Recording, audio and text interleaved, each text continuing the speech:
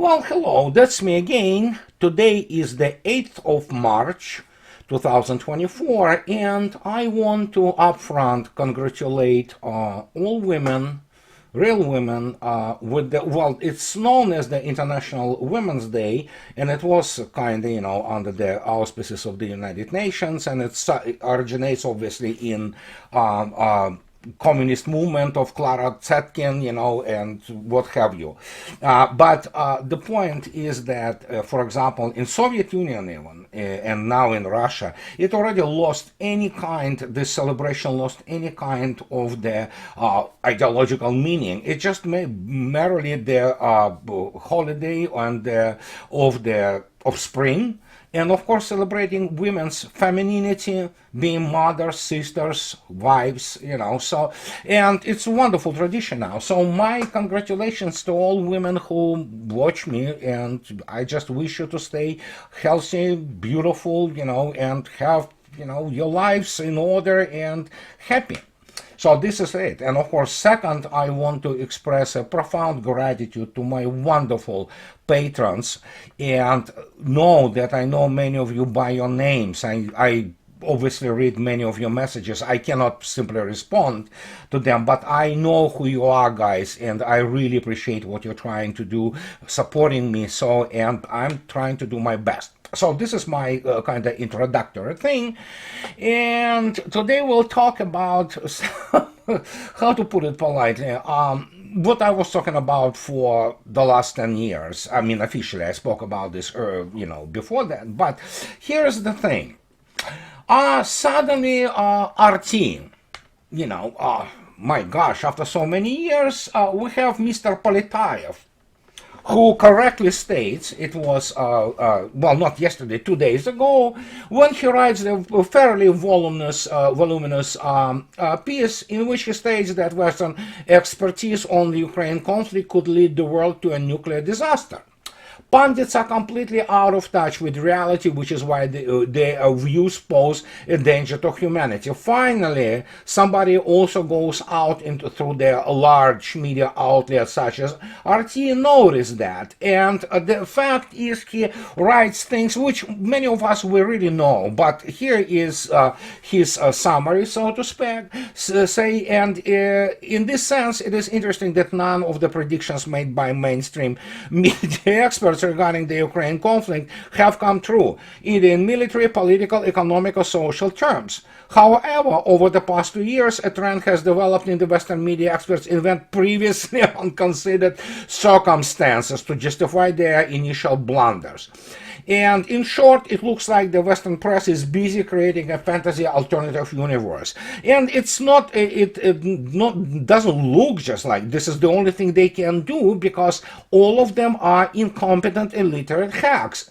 And all of this would seem amusing were it not for the fact that the world's biggest military and economic alliance is basing its policy on this nonsense that hundreds of thousands of people have paid for in their lives, and the nuclear war appears to be looming on the horizon. So, and just to tell you that I'm kind of amused, and I applaud to Mr. Poletayev, whoever he is, that he noticed that. But let me get you kind of 7 years back, when I was writing this thing, and this is my first book, and as you can see yourself, already then in 2017, the book came out in spring of 2018. And this is what I wrote already then. And it's, in some sense, it was obviously, how to put it polite, radical at that time. And many people will say, oh my God, what are you talking about? And that's what I'm writing there. It is not easy when one considers the incompetence of the contemporary American political intellectual classes, especially their complete obliviousness to the realities of war and the horrors it unleashes, as will be further addressed herein. It is here, in this obliviousness, areas where both American idealism and moralism most manifest themselves. Here, at this very juncture, that the exceptionally unique American hubris and complete loss of a sense of scale and proportions in its self-aggrandizement, as well as loss of the sense of commiseration between effort and outcome, begin to dictate the logic of America's view of itself. So I was writing about this in 2017, and 2018 the book came out. Nobody would actually suppose that this book will, make an impact. But then suddenly, next year, early next year, even the French, Defense Revue Defense Nationale wrote about this book and it's like it's amusing, and obviously they noticed that. There is something about weapon system which we need to kind of keep an eye on, how they will impact the modern battlefield, and of course they everybody were amused by the fact that I was calling openly American elites incompetent and illiterate. But here we are now, and suddenly Mr. Politaev, which I commend him for this, finally writes about this in the reputable outlet. However, with many of its policies I disagree. And yeah, it is about the fact that we are talking about people who are absolutely incompetent. Now, everybody discusses Mr. Biden's, as they call it, feisty State of the Union speech. Already, if you want to look up how Mr. Medvedev reacted to this, which is a very appropriate reaction. But at this stage, we have to understand that this is political theater, and obviously Biden said nothing of value which affects the lives of ordinary Americans, people who are in this country legally, work, pay taxes, and actually try to build their lives. One of them is just talking to you right now. Look at me. So, and when you listen to this guy who is absolutely, well, I mean, they're misguided because they're incompetent. And again, as I stated, Mr. Medvedev summarized it extremely well, and especially the comparison with FDR. I mean, again, American journalism, it's a sewer. Basically, it's the cloaca which they, drain all those people who are complete losers, who have no education, no capability of to command any kind of the serious idea, and they don't understand anything. They are literally people who are absolutely professional nincompoops. This is what it is. And actually, all those journalism, departments in Ivy League are just like that.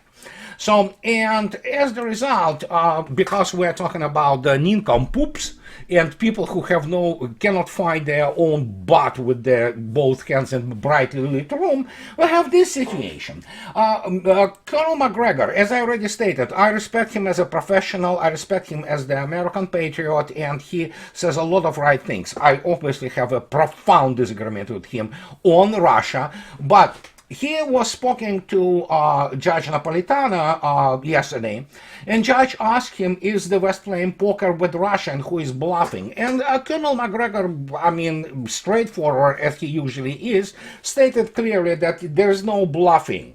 I mean, they were trying to bluff, but there is no poker. The bluff has been called, and they are now in a complete panic mode because they have been calculated extremely well. And for example, Russia knows actually what she's dealing with, and she knows that those people are literally just not up to the task because they are that incompetent. And guess what? This bluff has been called, and some people say that there is already wrapping up of the whole situation in Ukraine happens on the American and Western side, including Macron, who this boy today started to clarify his things about putting the troops if Russia's closing on Odessa. Yeah, what kind of troops can he put there? I mean, they will not survive for 2 days. They will be all wiped out, even if he puts there the French army, the whole French army. And this is what, he evidently doesn't understand what he was talking initially about. Now suddenly he's kind of saying that, intention doesn't mean necessarily desire, it doesn't mean necessarily that we will do it. I mean, even if he will do it, it doesn't matter. They will be killed there. I mean, that's it. And so suddenly we have the main voice, the main herald of the neocon, CIA, whatever, what have you, and suddenly these guys are it was yesterday, I believe, they published this article in New York Times. Look how they write about it. Mutual frustrations arise in U.S.-Ukraine alliance. So they say that this is a US-Ukraine alliance. It's a very funny alliance, obviously, which is, of course, Ukrainians do the dying primarily, and United States is in no way is capable to do anything about it.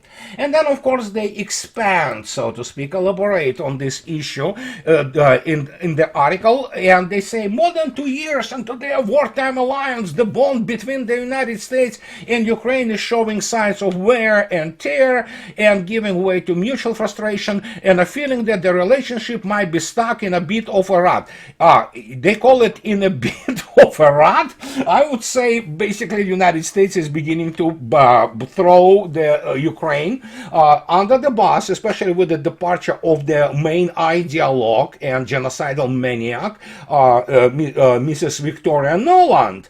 And so we have another, so to speak, it would have been really funny if it wouldn't have been so sad and dangerous what happened, for example, to hundreds of thousands of Ukrainian killed and maimed, even more, and so on. But for the Pentagon, the exasperation comes down to a single recurring issue. American military strategists, including Defense Secretary Lloyd Austin III, believe that Ukraine needs to concentrate its forces in one big fight at a time. And this tells you, actually, first, there are no strategists of any repute in United States currently. Maybe with the exception of Colonel McGregor, and Scott Ritter understands a number of issues, Larry Johnson, but these are the people who are not allowed to deliver soft power in the United States. But look at this. Secretary Austin evidently doesn't understand what modern war is. If he thinks that Ukraine can concentrate its forces on one big fight at a time, he obviously doesn't understand what Russia is. Because Russia, even from the start of the special military operation, this is what these people have no clue about, was able to annihilate. Now we're looking at the fourth iteration. Some people say it's the fifth iteration of the Ukrainian army. And Russia always had the operational initiative. I think so. Mr. Lloyd Austin, as the graduate of the Academy of West Point and whatever the college of the General Staff and Command College he attended, he should know what operational initiative is and its abilities to strike or advance, if you wish, on any given axis and make the enemy do and behave the way you're supposed to them to behave, the way you want them to behave. And if he thinks that Ukraine can concentrate forces on one big fight without basically making for Russians very easy to advance and strike on other points of the long front. Some people say it's up to 2,000 kilometers long, but we know that it's at least 1,200 kilometers long. So if he thinks that this is how you fight the war, I mean, there's no surprise then that the guy, you know what, United States cannot freaking win any real war with guys with the sandals, for crying out loud. And now you're talking about the modern, advanced, high-tech army, which Russians are, and you think so that you can make Ukrainian armed forces to concentrate, as, of course, was the case with Avdiivka.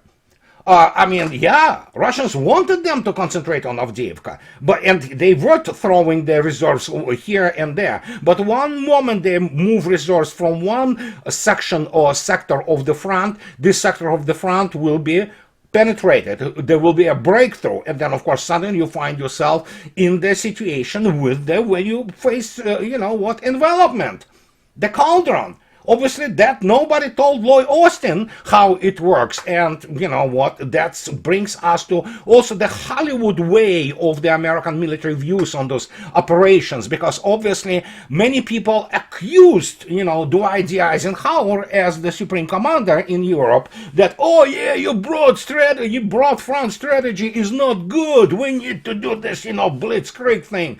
Monty was one of those guys. You know what it all ended up with Operation Market Garden. But the point is, I think Hauer, as a strategist, was actually absolutely correct because he knew even the dying out Wehrmacht was still capable of actually maneuver.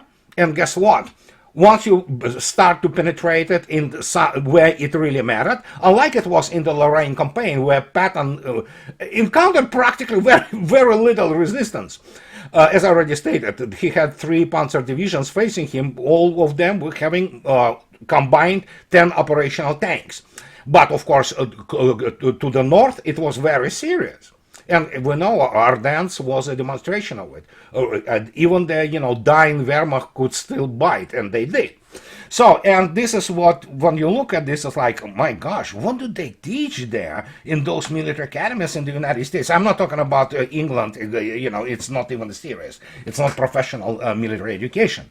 So, and when you look at this, it's just, my gosh, guys, I mean, where are the strategists? They're not. That's the whole point. This is what I've been writing about for years now, and now everybody agrees, and including Mr. Politaev, who writes this piece that, yeah, not only Panzertri class, all of them are absolutely incompetent. And just to demonstrate to you how incompetent they are, here is Jacques Beau with his incredible book, and he talks about, for example, how their so-called strategy, which is actually the lack of strategy of their combined West, was changing, depending on how Russia actually was behaving itself at the front and doing what it was supposed to do. Completely exhaust and demilitarize not only just Ukraine, but NATO. Look at this. February, May 22, objective, collapse Russian economy, and we already know it was all fantasy, which was completely detached from reality. So strategy, massive sanctions, okay. Then the first iteration of armed forces of Ukraine, the army obliterated. June, July 22, especially after they sabotaged Boris Johnson sabotaged the peace talks between Ukraine and Russia in Istanbul. Arms deliveries and military assistance. Okay, they started to deliver arms and military assistance. Now we have the December 2022. It's another iteration of the Ukrainian army annihilated. Engage Russian war of attrition to force it to surrender. Multiple counteroffensives. Many people forget these were Americans and British who were planning those operations. And when you look at this, it's just those people are delusional. I mean, they are absolutely do not understand what modern warfare is. And you go through it, you can see this actually convulsions, pretending that they have any strategies. War of attrition against Russia, it's like, do they even understand what war of attrition is? Do they understand the scale? No. No American general understands the scale of the thing there. They cannot wrap their brains around what they would do with the armed forces, which by different estimates are sustained up to 1 million KIAs alone. They actually, the whole system of their command and control will collapse. They won't be able to command anything.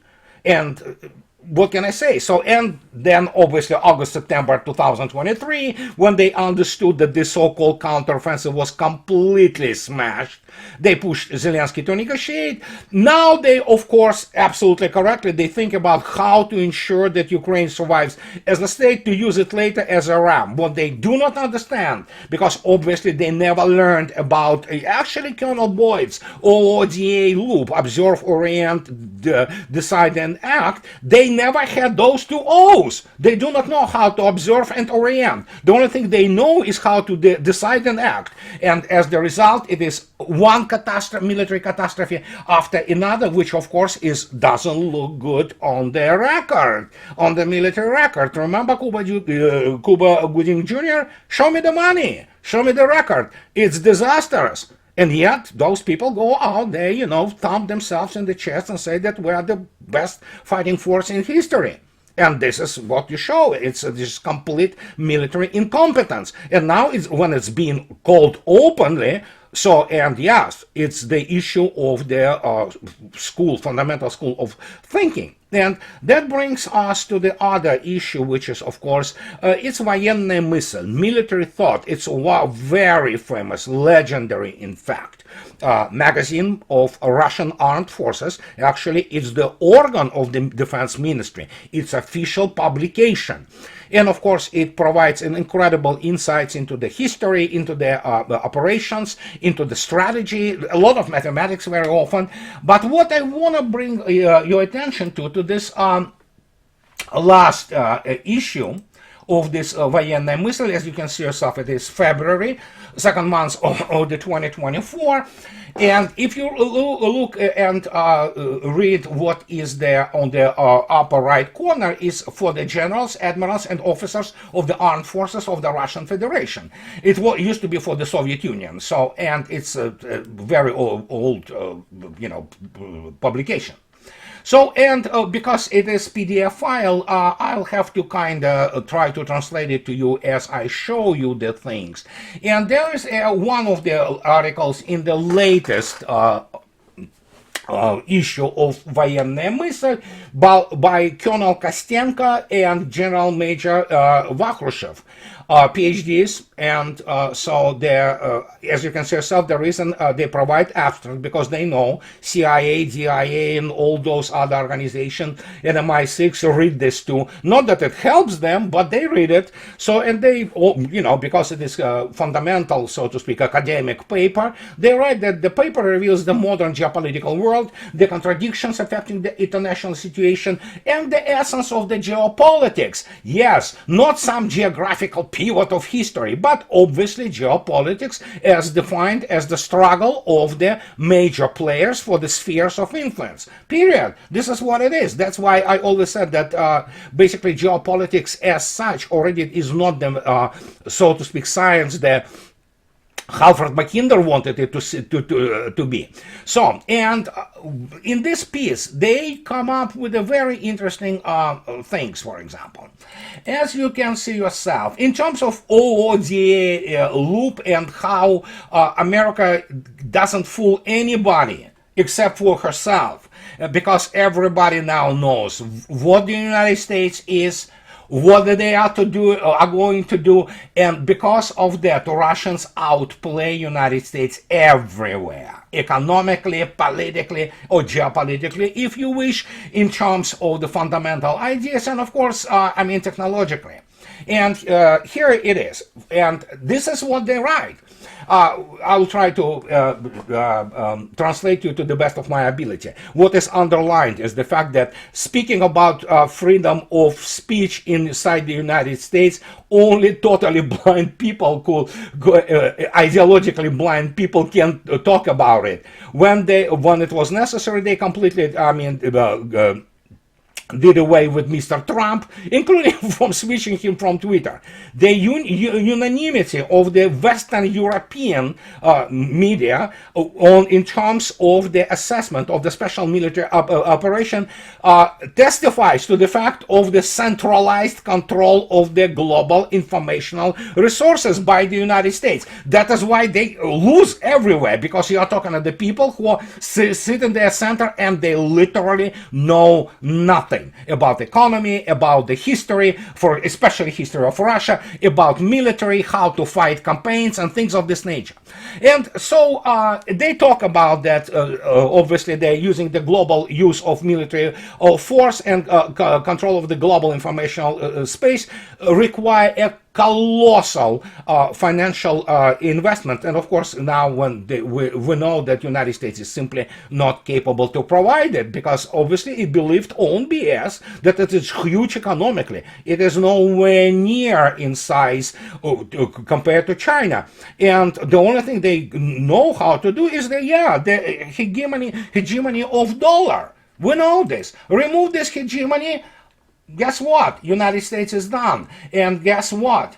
This whole hegemony is built around not real economy, but is built, as Dr. Fadi Lama says correctly, the money power and this perception of the United States as some kind of the military super pooper power, which loses its own all wars. And they That's what Kostenko and Vakrushev write, that Russian Federation became the first state which openly challenged the United States and stood up and defended its own geopolitical and national interests. And so United States are not willing to come into the open military confrontation with Russia, which obviously owns a very powerful military potential and especially forces of the strategic containment. So they threw it on the different, as they call the squares, if you wish, and they use all kinds of those indirect strategies. We know what it is. It's all, orange revolution, color revolution. After the World War II, Washington alone initiated 30 color revolution, which is, of course, regime change. They are incapable to fight direct military, action with Russia because they will be defeated. And that's what has to be understood throughout all this, especially this. United States corporate media are butt of jokes. People who work there, as already stated, they have no honesty, morality, integrity. These are just, ideological propaganda machine and similar to the Soviet Union in its latest days. And let me tell you, when listening to Biden, it's like, and not that I listen to, for me it is enough to see what is going on there. It's pathetic. It's a repetition of the worst features of the late Soviet Union, and this absolute sheer idiocy when everybody gets standing ovation for some platitude and meaningless promises. And that's what is happening. And yeah, I'm going to be listening after that to Colonel McGregor's response to this, so to speak, State of the Union. But obviously State of the Union is not very good as we speak, because we know what is happening to the United States and actually what is happening in Western Europe, well, in Europe in general. So, and this is going to have repercussions and resonate for a long time now, and it's probably going to deteriorate even more, and especially since the United States needs to somehow quit Ukraine without sustaining colossal reputation damage, reputational losses. But guess what? It already did. It already sustained it. You cannot control this anymore because everybody saw it. And Russians know what the United States is going to do.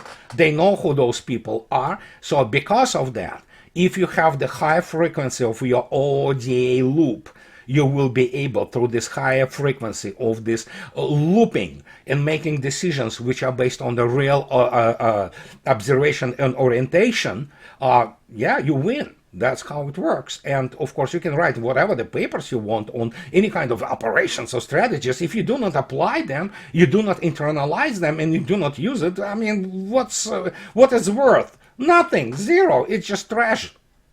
But that's the whole point. Evidently, Washington is incapable to learn, and this is why the United States is losing everywhere. And actually, the fate of the West is now sealed. And I understand these are not really pleasant things to hear for many, including for me, for example. I believed in the Western, intellect. I believe I love Western culture and Western men to a large degree, actually, to a large extent.